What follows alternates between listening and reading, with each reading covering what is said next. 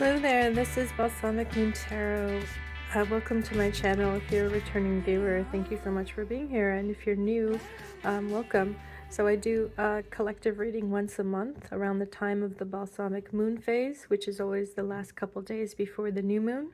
Currently the moon is in Aries, and it is in the Balsamic Moon phase, the waning crescent phase, before it enters Taurus and before we have the new moon on May 7 in Taurus. So I've already started shuffling the cards, and then I decided I want to shuffle on screen.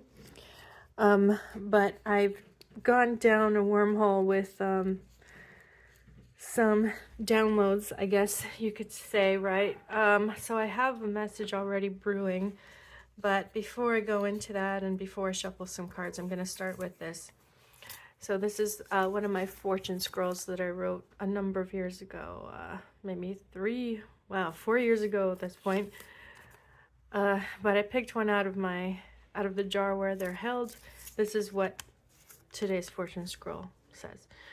One more time from the top, this time with feeling. Okay, so I feel like today's message is about the artist's way, the artist's path. The artist is one label, but there are many labels for this person, this archetype. So the artist, the romantic, the poet, the creative. The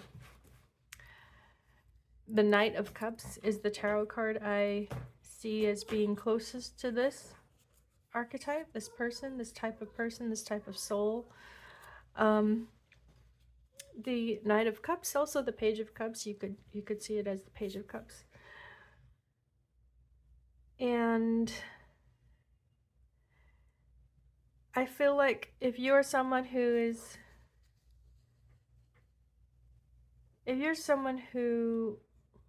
struggling not just to create, but really struggling to find the purpose in creating, the purpose in being an artist, the purpose in being a poet, or, you know, a creative soul. This is about struggling to be alive, because I do think there are those of us who are meant to create and meant to share our creations, but it is kind of a tortured path. It is a difficult path. It's not easy. I don't think it's easy for any real artist. Let me put it this way. I think creating could be easy, but it's not easy to share. It's not easy to cross that bridge and connect with your art, to be vulnerable in that way, to share it, to put it out there, to have someone else read what you wrote, or to have, you know, to put a video online, or to submit, you know, artwork to a school because you want to go to art school. It's like the share. I do think that's the difference here, is that, like, it can be easy to be inspired and to create, but it's harder to actually put yourself out there in the world, to be in the world as you are, to be authentically in the world as you are, and be very vulnerable that way. So that's one thing I'm getting. I do think today's message is going to be about that. It's going to be about why this is so necessary. Why is this important? Why is it important that we do this difficult thing and also make these sacrifices? Because it isn't an easy life path. There's a lot of reasons why it's not an easy life path to be artistic, to be creative, to be the artist, or to be a poet. Okay, so yeah, let me start with that. I have also a few things written down, but I'm just gonna go ahead and start getting some cards. So asking for guidance, asking for messages, timely messages. It is May 5? It's May 5. It's May 5, yeah. 2024. But whenever you get this message, this could still be a message that is meant to reach you, even if you're not getting this in a timely way. Yeah, so let's see. Actually, let me take these cards here. I'm gonna shuffle, and then we'll get into it. I'm also going to leave some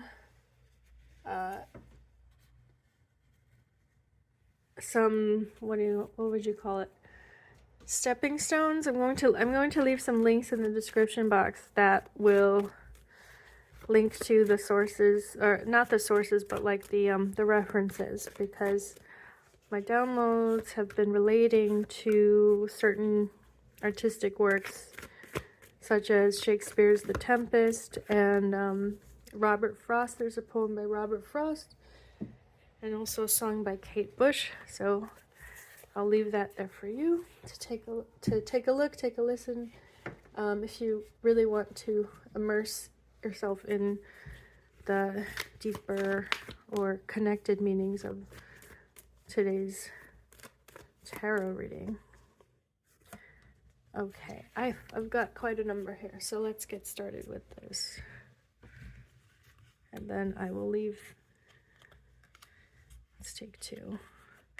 I will leave this deck for further clarification. Okay, we've got a number of cards to start with. Okay, wow, I'm feeling a lot of, I don't know if it's trepidation, I'm just feeling, a bit of a weight. Definitely feeling a weight.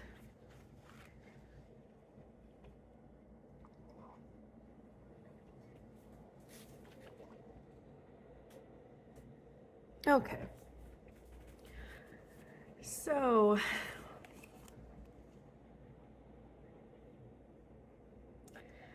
wow, we have the card for the High Priestess in this deck. Let me see what it's normally called, or what it's called in this deck, the Sacred Web Tarot.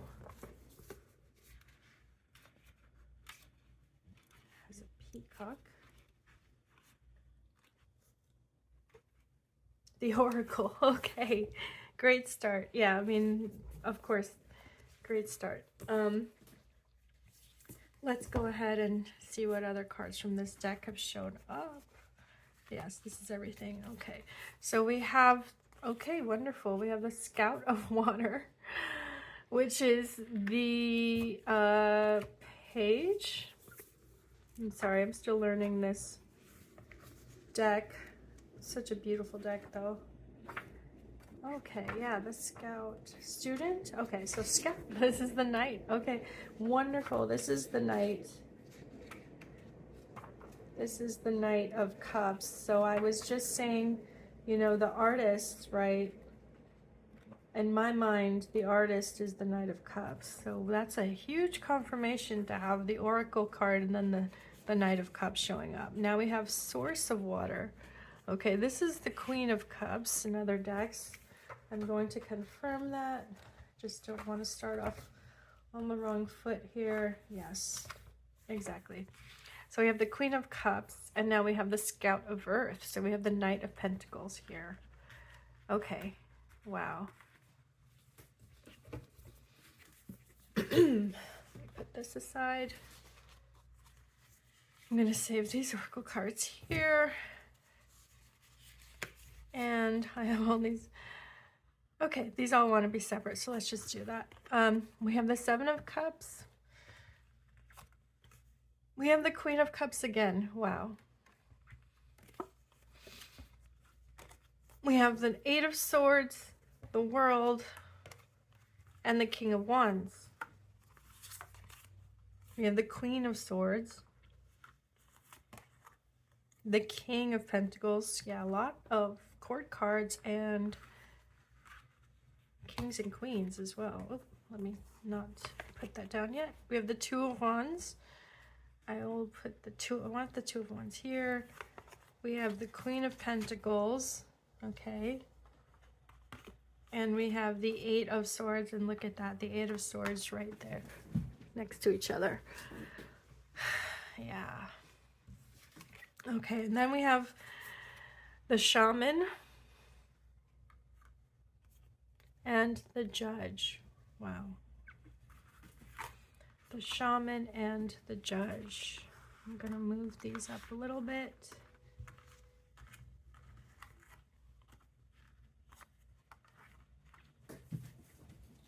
And let's see, I think you can see most of these cards. Maybe I could pick this up a bit. Okay. Wow. So, yeah, very powerful start. And I had a feeling this was going to be, it's like strong medicine.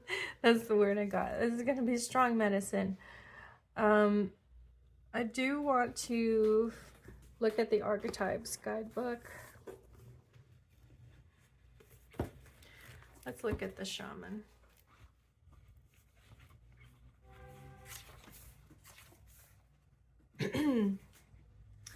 So, when light, this is the fearless student and practitioner. When dark, overpromises, blames, hurts self and others. To go deeper, read Black Elk Speaks and Michael Tucker's Dreaming with Eyes Open. Okay. The Magi, the Sorcerer, the Medicine Woman. Wow. And then we have the Oracle card here too. So I am connecting these two cards. 3 archetypal ingredients constitute the shaman, and all must be present in order to reveal its magic. First, the shaman is activated by long-standing and diligent study, which is the mentor. Second, its orientation is generously and accurately aimed toward the healing of the self, the other, and the culture. So that's the healer archetype. And third, the shaman has a knack for finding doorways to the other world, allowing psychic visions and old magic to leak into this world, the unseen. In this way, the shaman is a master who bridges the everyday and the sacred, revealing potent power desperately needed in our time. Yet where there is power, there is shadow. So the shaman must be vigilant in studying their darkness. This card reminds us that the force of healing is ultimately not our own. We must shape it and share it with the world. Wow.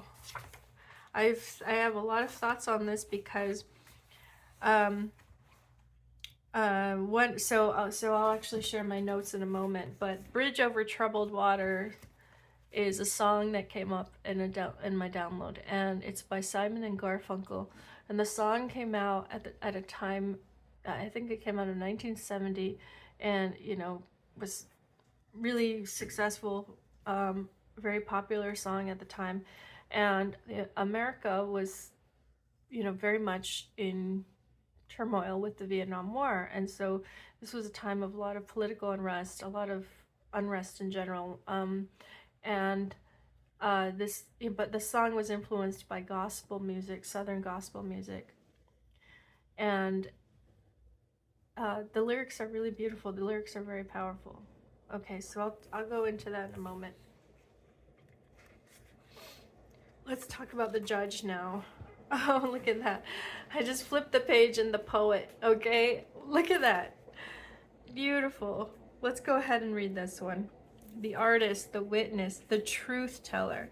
The poet's work is to feel immensely and not be afraid. They must seek out truth in the darkest corners of the world and carry it back for all to see. This unique capacity resides within us all, regardless of our relationship to creativity. When the poet energy is present, there is a call for deep honesty and reflection, for seeing the big picture within the little one. The poet rides effortlessly between the personal and universal. It's possible that others may not seem to listen or care about the poet's work, but do not be discouraged. The words of the poet ring true for centuries to come. Wow, that's amazing, considering I was told to look up The Tempest by Shakespeare, right? Shakespeare's work has been around for centuries. The words of the poet ring true for centuries to come, soothing the wounds of despair and violence that captivate our world. The poet's work is never finished. Find your voice and trust that the wind will carry it. Okay, now let's check out the Judge, which is right before it, okay? The critic, the diplomat, the advocate. When light, the Judge has discernment, advocacy, right action, compassion. When dark, the Judge is critical, punishing, unforgiving, wall building. Go deeper, Osiris and the white feather of Maat. So in tarot, this could be the Justice card as well, okay? The Judge has an incredibly important job. They work every waking hour of every day, helping us discern what is safe, true, and just. When this archetype remains unconscious or is captivated by fear, wise discernment turns into painful judgment of self and other. Ironically, the Judge's energy can be the seed of racism, bigotry, and fear-mongering. This is the Judge out of balance, building walls separating from, quote, other. When this same discerning force is made conscious and healed, however, the Judge may be found advocating for civil rights causes, standing up for the underdog, providing resources for those in need, and forgiving again and again. Love is the deciding factor. Awakening this archetype is essential for the complex times we are in. That's such an important line that the author made that in red. Get your Judge in order. The world needs it. Wow. Okay. Okay, so again, this is a message for the collective, and what I mean by that is that it's not a pick a card reading. I'm just gonna, you know, channel whatever I'm getting. And if this is what you need to hear, then this is your message. You know, I'm just putting out a signal and seeing who, not seeing who pays attention, but I'm just putting out the signal, and you know, I leave it at that. My job is done once I share the message. So however this, you know, gets you going, however this might resonate for you, excite you, inspire you, that is on you, okay? Wow. I wanted to touch on the astrology of this moment. So, okay, let me get my pen. Let's see, I have my notes here. So the moon is in Aries, but a lot is in Aries, right? So we have Mars, the moon, the North Node, Mercury, and Chiron. If you follow astrology, Chiron and the North Node have been in Aries for some time now. Also, we have Saturn in Pisces, so we're sort of in the middle of this cycle now. Saturn has been in Pisces for, over a year now. Neptune has been in Pisces for much longer, this is a long-term transit of several years, but now we are in the 29th degree of Pisces, which means we are in the last degree of Pisces. So everything from this cycle is culminating. This is about spirituality. This is about this Neptune in Pisces and Saturn in Pisces together, right? This is about testing our faith, the limits of our faith. We also have Taurus placements. We have Venus in Taurus. So Venus rules Taurus. So Venus is, I forgot the term for that, but basically Venus likes to be in Taurus. We have the Sun in Taurus. It is Taurus season. And then we have Uranus and Jupiter in Taurus, okay? So Uranus has been in Taurus for quite some time. Jupiter has been in Taurus probably for about a year now, because the Jupiter cycle, I believe, is about a year, and we're in the last degrees of Taurus. So yeah, we are, Jupiter as well is about faith, and it's also about narrative and storytelling. So to have Shakespeare in my download, that's really important. I'm not at all a Shakespeare expert, and I probably have just as much knowledge as the next person, because I didn't study Shakespeare in college. I only really know Shakespeare from popular culture, but I looked up Tempest, which is a comedy by Shakespeare, and it's apparently it's the most magical of his plays. There's a lot of references to magic in The Tempest. Also, interestingly, there's an element of colonialism, so that's interesting because that was centuries ago that it's written, and yet colonialism has definitely been a big topic in, I would say, in recent years. You know, almost like, I won't go into current events, but I will say that I think a lot of people, especially young people, are paying attention to the past that is colonial, the colonial past, and reinterpreting our current world in light of that. We also have, well, yeah, I've basically said all those placements, but Aries and Taurus. Okay, so we're in Taurus season. We're going to have the new moon in Taurus very soon, but the waning crescent phase of the moon, the balsamic moon phase, this is a time to distill information, to process the feelings, to let all of that just be, and to release that which doesn't serve you, to let it go in order to be prepared and ready to take on what's new. Because the balsamic moon phase is also prescient, okay, the oracle. It is about anticipating the future because you have the wisdom of looking back at of examining the past, okay? So to be in Aries right now, this balsamic moon in Aries is helping us process what is it about us that makes us unique? What makes us individual? What is our special reason for being? What is our purpose? What is our reason for being? What is our inner flame? What lights us up? Where's our curiosity? Okay, that's the Aries energy, right? Consciousness in its most nascent stage, the first spark, okay, the first spark of creativity, the first spark of feeling alive. And okay, so that's where that astrology of the moment is also on my mind. So let's talk about the artist's way. Let's talk about the path of the artist, the path of the poet, the creative, the creator. I say the creative because the creative taps into the creator. The creative taps into that source. Okay. Wow.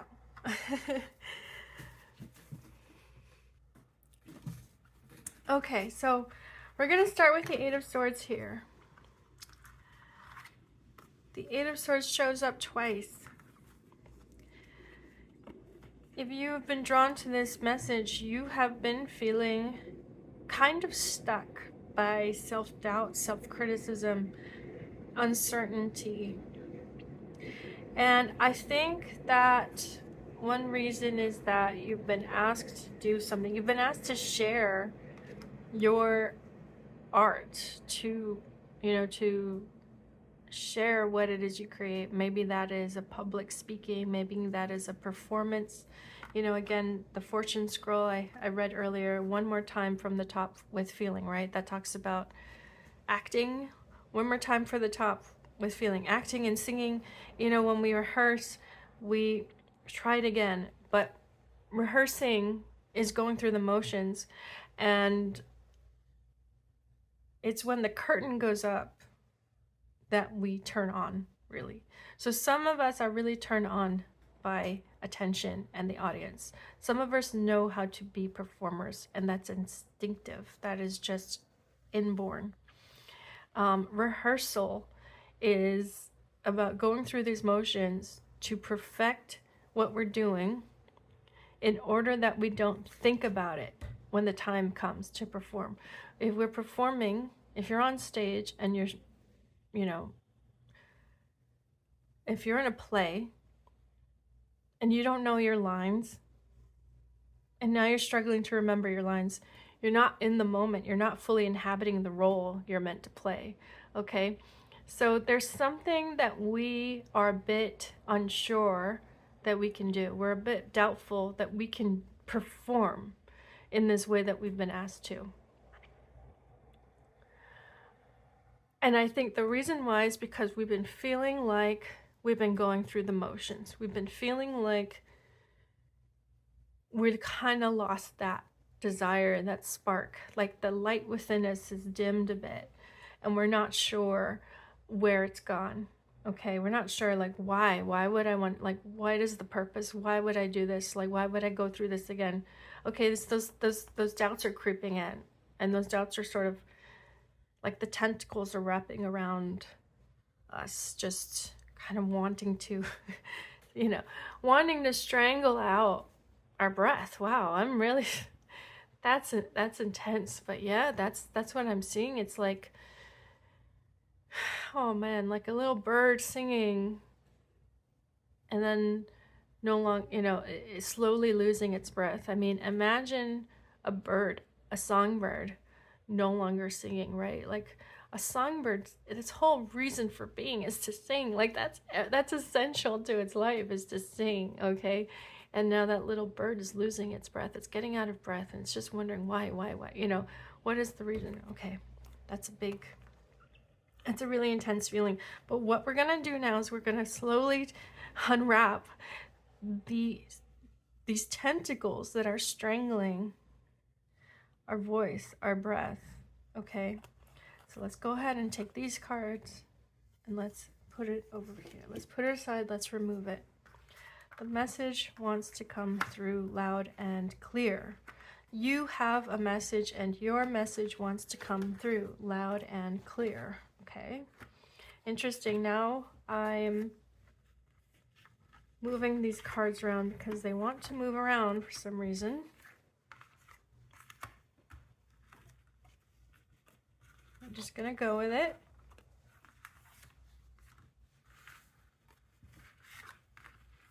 Shaman, Judge. Seven of Cups is here. Two of Wands is here. Let's put the King of Pentacles. Okay, King of Pentacles here. Okay.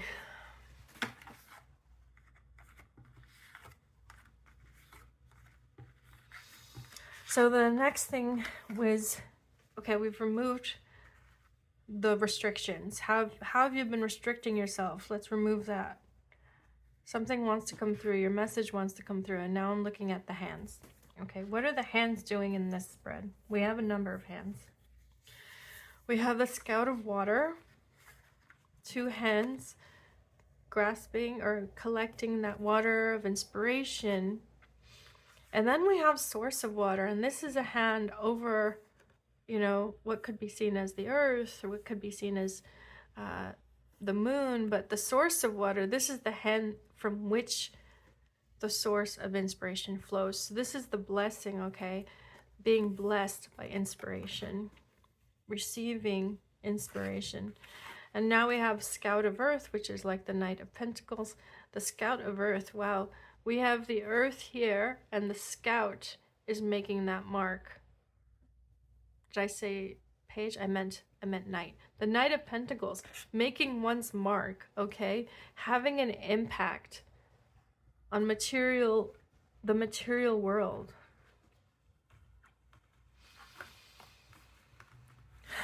So I feel that you have been, so collectively, those of us drawn to this message, we've had a lot of ideas. We've had a lot of inspirations. But the ideas have put us in a bit of a crossroads situation. On the one hand, we feel very excited to pursue these ideas, or even one idea. There's something drawing us towards this inspiration. But for some reason, we're holding back and we're waiting. It's almost like we feel like, I can't pursue that until I have unfinished business. Okay, so that's what it is. There's unfinished business here.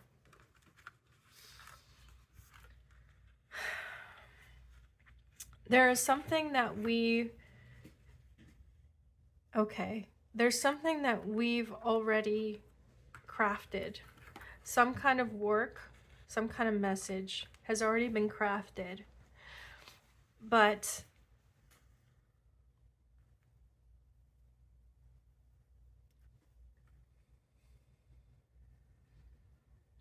interesting, we haven't found a home for it yet. We haven't found a home for it yet. So let's say you've been writing a book. Maybe you haven't found a publisher, or you haven't decided which publisher. You haven't decided which route will I take to publish this. Okay, so that's possible. So it's like there's the new ideas calling you forth, and there's the new inspirations calling you forth, and you really want to move on. You really want to move towards these new ideas. This could also be a completely different art form. This could be a completely different project. This could be a life decision calling you, like, you know, I don't want to be in this place. I want to move across country, or I want to, you know, start this new life with my partner, with my lover, or I want to have another kid. It's like there's something that's drawing you, that's getting you excited, and it's new, and you just want to pursue it. But then there's this mature voice in you that's like, look, you have a lot of unfinished business, or you have unfinished business here. You've created something, and now you cannot neglect it. You cannot ignore it. So I'm sensing a lot of parental energy here. And again, this is not parental, like literally you might have a parent, or you might be a parent and you might have a kid. I'm talking about metaphorically, we are our own parent. We treat ourselves the way a parent would treat a child. Like, that relationship has varying levels of you know, health, I guess. So some of us, the way we parent ourselves is very dysfunctional, and some of us is very functional. So the question is, you know, what is this unfinished business, and how can you finish it in a way that doesn't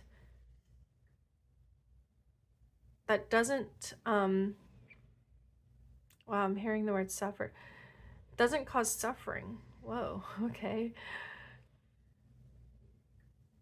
Interesting. I see now. Because you're afraid. Oh, wow. You're afraid.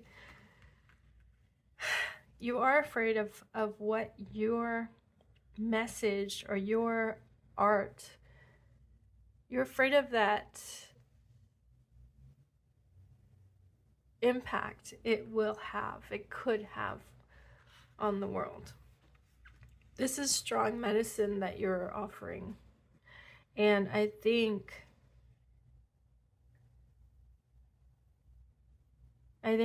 you are torn because you feel like it's what's needed in the world, and you need to put this out there in the world because it's also you, it's also what you need to express yourself, to put your truth out there.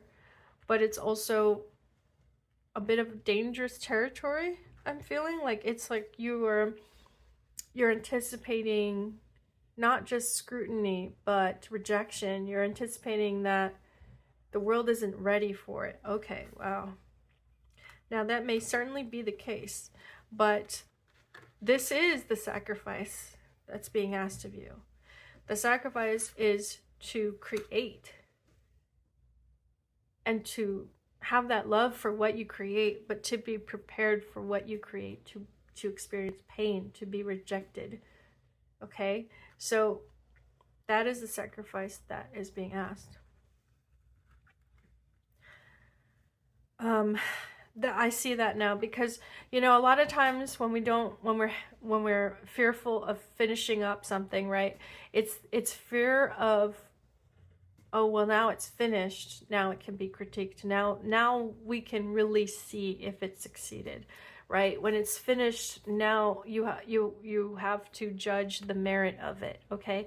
But that's tricky territory. Don't go down that path. The finishing of the project or the releasing of the project isn't so that you can now get some kind of answer. Oh, Did it succeed? Did it fail? Is it a flop? Like, that's not relevant. To finish the project, to put this out in the world, is simply your job. That's it. That's it. That's it. It's your job.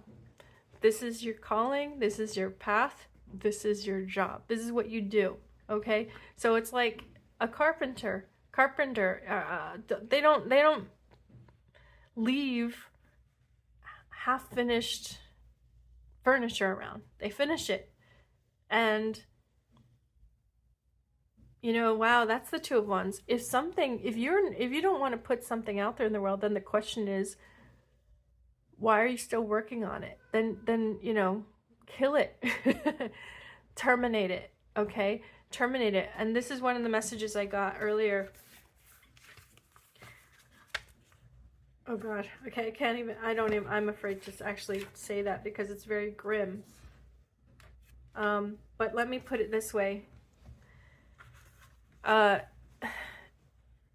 There's nothing more sinister than, or there's nothing more awful, right, than being half alive, being not quite dead. Now, in terms of artistic creation, what this is saying is you have to make a judgment call about whether or not your work is done and ready to be released, or whether it needs to be abandoned. If there's been this nagging sensation that you don't want to put it out there, you're not ready, it's not supposed to go, it's not ready, then you still need to address, is it even meant to be? Because if you do make the decision to abandon the project, to terminate the project, the elements of that project will then be used for the new. See, it's about regeneration. The elements of that project can then be recycled, upcycled, reused. It's like, as long as you keep something in that limbo of not quite done, not quite ready, then the elements cannot be utilized. So it's like you don't have the energy to do that to pursue that new idea. You don't have the wherewithal. You don't have the inspiration. It's like you can sense it's there and you want to reach it, but you don't have that capacity because you have not tied up the loose end. You have the unfinished business, and it's important to make that judgment call. I'm also thinking about the shaman being like, you know, when a shaman goes into this ritual and, you know, for the purpose of healing and getting the purpose of the healing, you know, the purpose of administering medicine and healing. Imagine if that process is just thwarted. Imagine if that process is abandoned in the beginning. It's terrible, right? Because you're in the process of doing some very deep magical work here, and then if it's finished without the proper steps to close it, it's like you're leaving this gaping wound open. You know, it's like, imagine to dress a wound, it's gaping open, and now it doesn't have a chance to heal because you've abandoned the process of healing.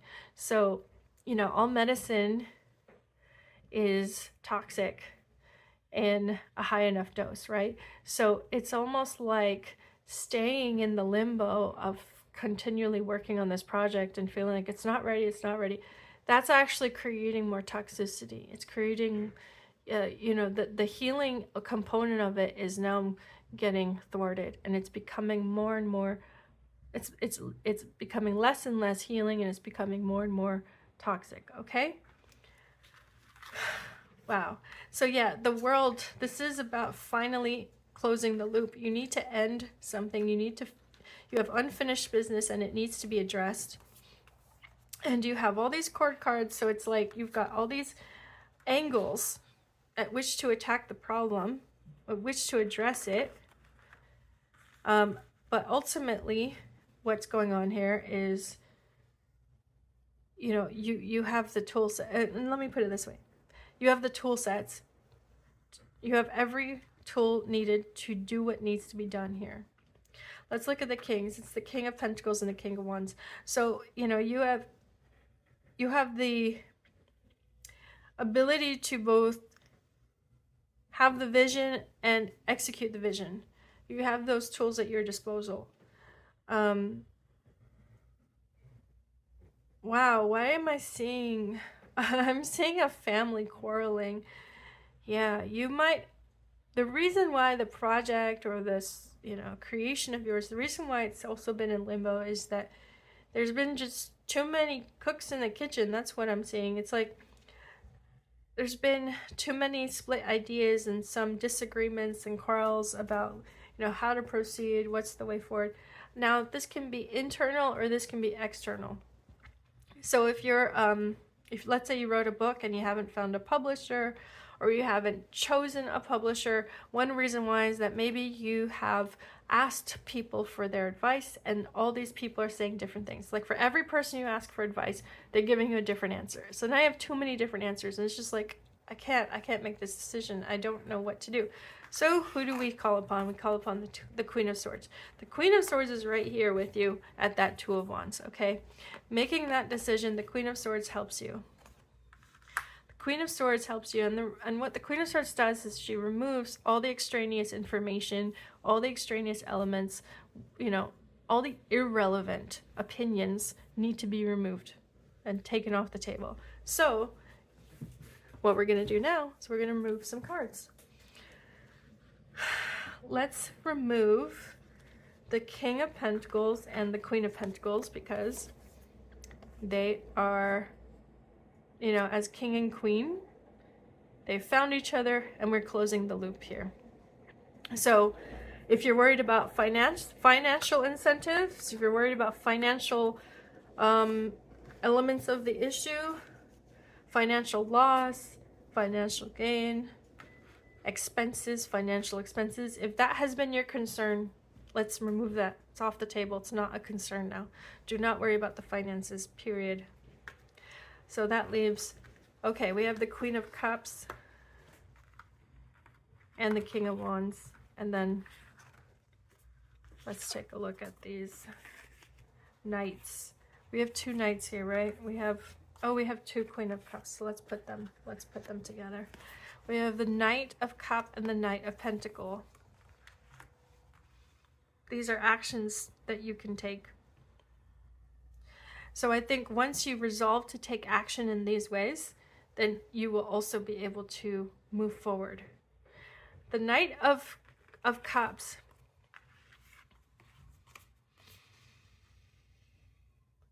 And the Knight of Pentacles, having your mark, making your mark.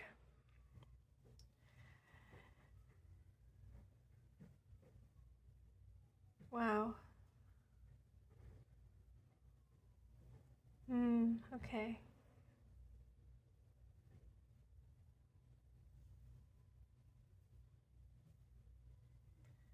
There's some kind of action that you can take here that will help you get in touch with the emotional, get in touch with your feelings. Okay, so it goes back to this. It goes back to the fortune scroll. Oh, it's right here. One more time from the top, this time with feeling. So the action, there's some kind of action that needs to be done that puts you back in touch with the feelings that initiated all of this. Like, no, not the feelings that initiated this. The feelings that are just trapped. It's like there's feelings that are trapped. And you haven't been able to access your feelings about it yet. You've been stuck in the thinking loop. So now that we're trying to remove and we're trying to get you past the thinking loop, how do you get in touch with the feelings again? It comes back to the body. It comes back to physical, material issues. I think for some of you, it could be taking a bath, a massage, getting a massage. There's some kind of like physical therapy maybe, but yeah, that's what it is. Okay. For some of you, there is, no, not some of you. This is collective energy. So let's just talk about the physicality of this. So using your physical senses, tap into the energy that's been trapped, the emotional energy that's been trapped. For some of you, this could be a painful sensation, like there's a recurring pain in your body, chronic pain or chronic tension, chronic soreness, okay? Get that addressed, because there's emotional energy that needs to be released that way. For others of you, it's the fact that your body has not been in movement. So it's physical movement. Now, this doesn't mean go outside and jog. This could mean simply stretching, like stretch. And actually this is across the board. So even, with pain issues, it could be that we're too tense. So stretching and helping to release that tension is key here. Okay. That's going to help you access some feelings that have been dammed up. The feelings will offer insight, okay? So we're getting closer and closer to the Queen of Swords, that is, the judge, and is here to make a decision and is here to guide you forward. Now, I noticed with the King of Wands here, the King of Wands is looking towards the world. The King of Wands is assessing the lay of the land, okay? The physical or material limitations here. What is it about the world as it is today? The world at the moment. What is it about this worldly existence that is keeping you from moving forward here? Keeping you from closing the loop, closing the cycle. For this, we are going to clarify with this deck.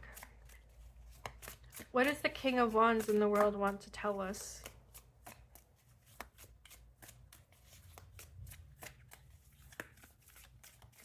I feel like the King of Wands and the Shaman are very much related. The King of Wands is the healer, is the healing component. It's the healing that happens when we purify. Okay, fire purifies. Fire is about purging.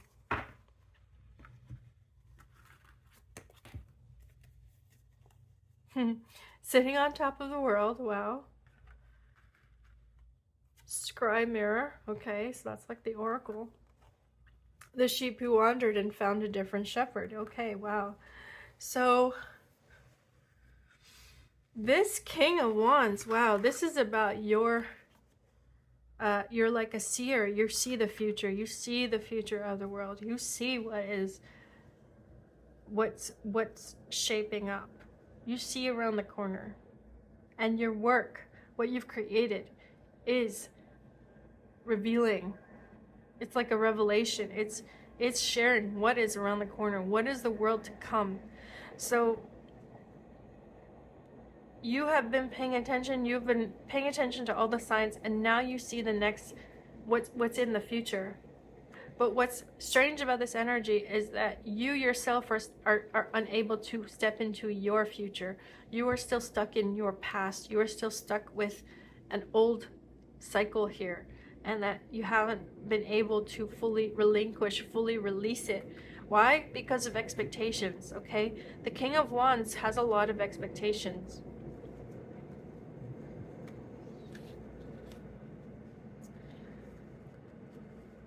The King of Wands has a lot of expectations. It's these expectations that are keeping you stuck in the past. The sheep who wandered and found a different shepherd. So this is about finding a different meaning, a different purpose. Oh, yes, yes, yes, I see now. So the past creative cycle has given you a way to heal. But now that the cycle is coming to a close and you are healing, you're realizing that your whole being is shifting. So you're anticipating that once this cycle is closed, you will now you'll have to go back to the beginning. You'll become the Page of Wands. So you're seeing the end of a cycle of power for you. And now you're going to have to release all this power and start anew. Okay? You're kind of going from being the shepherd who was in control and had a lot of pride in the control you achieved in this creative cycle, and now you are realizing you have to become the sheep. You know, you were the shepherd of your life to this extent, and now you're the sheep finding a new shepherd. You're realizing this old life for me is not going to be relevant once I step out of this. Once I close this cycle, it's the end of this whole period of time for me. It's like this role, this identity, it's all shifting now. It's all culminating in this end. Wow. And that is the shaman and the judge together, right? It's really like it is medicine that can be so strong we don't even want to take our medicine. You know, now imagine someone who's suffering from cancer and has to go to radiation treatment, chemotherapy. Okay, this is a painful process, and the healing, you don't even know for sure if the healing will take effect. So it's also an act of faith. Okay, wow, it is an act of faith for you to share your art with the world and to close the cycle here and to step into the new phase, the new role, a new role in which you are no longer a master, no longer in control, but you are in fact a sheep. You are a newborn, okay? Being born anew, having to learn again. Wow. Wow, okay. Let's take these cards away. Let's put this aside. So that makes a lot of sense now. Why we've been a bit stuck, why we've been a bit hesitant to end the project or release the project, make the decision, why we've been stuck in indecision. We've been telling ourselves, oh, I don't know yet, I don't know what to do yet, I haven't had all the information yet. No, you have all the information. Let's take the Seven of Cups away. You have all the information you need now. Now we can take the shaman and the judge, because we now know what that medicine was. That medicine you needed to hear is that the end of this project is the end of a version of you. It's the end of an identity. It's the end of a sense of mastery. So here we have, you know, the Oracle, also known as the High Priestess, which is considered like the portal, okay? The veil being lifted. Now, the Queen of Cups, this is intuition. It's the knowing. It's our spiritual, it's our faith. So it's about moving forward now with faith. Having trusted that what we've done was the best we could do and was necessary for not just our healing, but was also necessary for healing of others, for healing of the world. We released, we put what we created out in the world. Now that you've closed that loop, closed that cycle, you can flow into the next phase of your life, okay? And the Queen of Swords now takes the mantle of having that wisdom and having that insight and being prepared to choose the way forward into the next phase. So the Two of Wands can go, and let's go ahead and get a few cards to wrap up this message.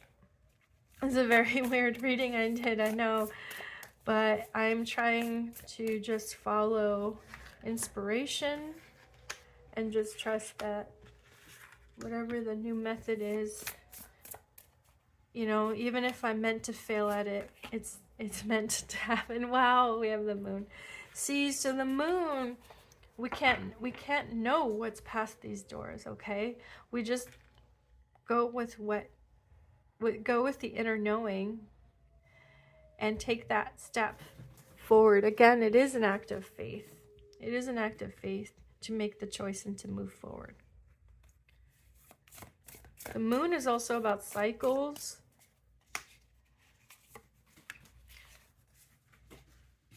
Natural cycles. Six of Swords, okay. So, yeah, this is the leaving, this is the transition, this is the moving away from the unrest, the confusing thoughts, the troubled, a bridge over troubled water. Yeah, this is the bridge over troubled water. This is moving out of the confusion, the turmoil, the inner conflict, the inner turmoil, and moving forward to the place that you know your mind is at rest. You are now at ease because you've decided to leave. That's a lot of what the Six of Swords offers, is that making a decision, having that peace of mind. Okay, it's about having that peace of mind that we will no longer what am I trying to say here?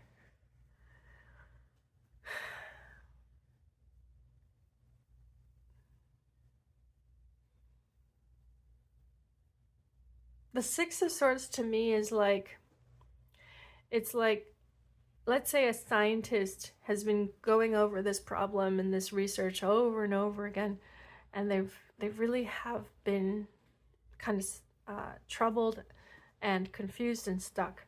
But then they realize,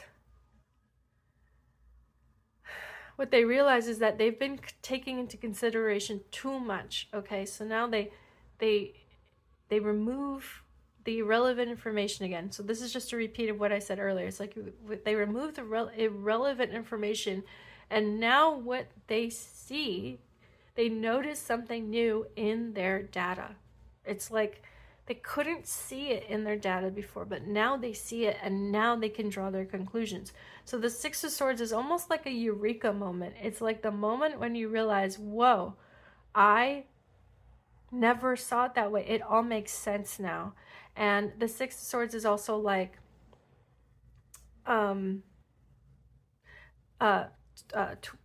what is it? Hindsight is 2020. It's when we leave the situation that we have all that insight. Okay, we can't make the choice when we're still in the chaos. You have to remove yourself from the chaos in order to have the insight. So if you have been operating in too much chaos, let's say you've been trying to follow too much advice, listening to too many, reading too many books, reading too many articles, listening to too many people, trying to follow too much advice, this is the moment now when you're like, okay, that all needs to be, taken off the table. I cannot. I have to leave all that influence, leave that information, that influence. I'm leaving it behind because it's been confusing me too much. Wow. And so the moon is about the natural cycles as well. It's about our natural, our emotional, our inner wisdom, our inner calling, our inner feelings, trusting that those feelings that come and go still guide us towards the truth. Okay, so even though we are wandering in the darkness, there's something guiding us. There's still a knowing, there's an intuition. I mean, this is what we see in nature. Okay, we see animals and we see plants. It's like natural, the every part of the natural world operates from that. Okay, it operates from this like perfect timing in a way, the processes, the organic processes, they're all perfectly timed.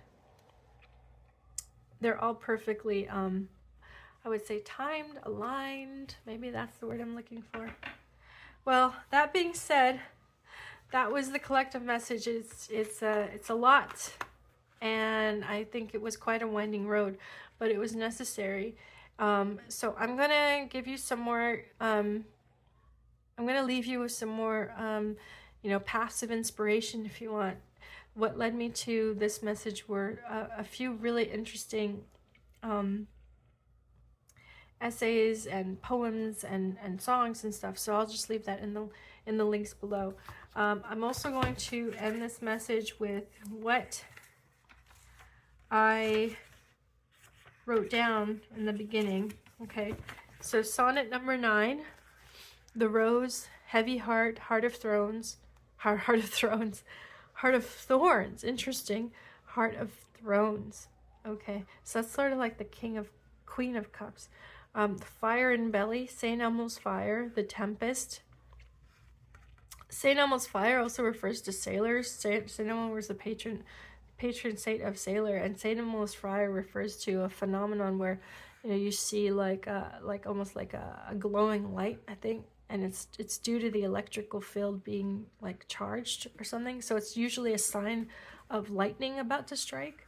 Okay, the tempest, deepest sympathy, lover's quarrel, feeding on the dead, and a crow, carrion. Carrion meaning birth.